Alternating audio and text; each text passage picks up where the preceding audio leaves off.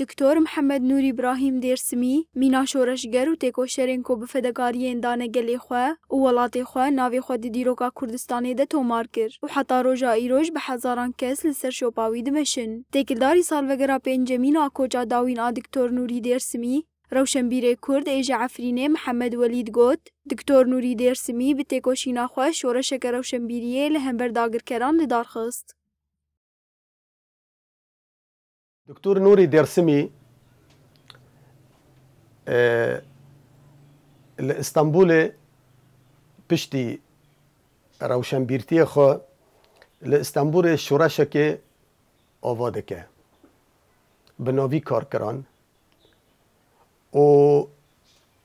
و شورشه بسر دخه و چک و تفنگن و شورشه جی پیکتینه.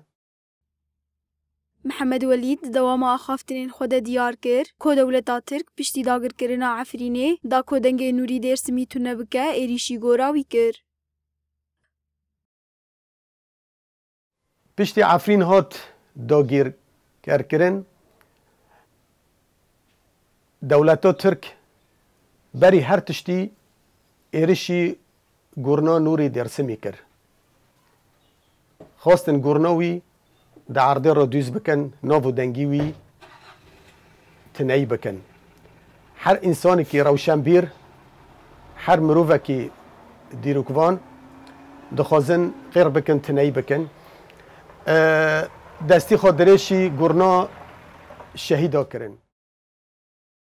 روشنبیر محمد ولید داویه ده دست نشان کر که دکتور نوری دیرسمی دمجیه هر روشنبیره که ده زندیه و نایش بیر کرن. دخوازن ناویوی تنهی بکن.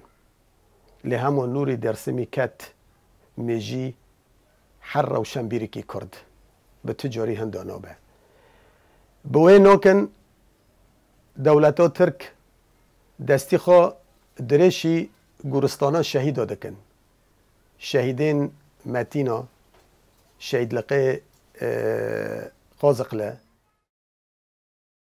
دی دیروکا گلی کرده گلک سرهلدان به پیشنگتیا روشنبیر شورشگر و تکوشران هاتن لدارخستن. ایروژی به سایه خبات و سرهلدانوان روشنبیر شورشگر و تکوشران گلی کرد لهمبر داگر کرین کردستانی مهرا خول دیروکه دیدن.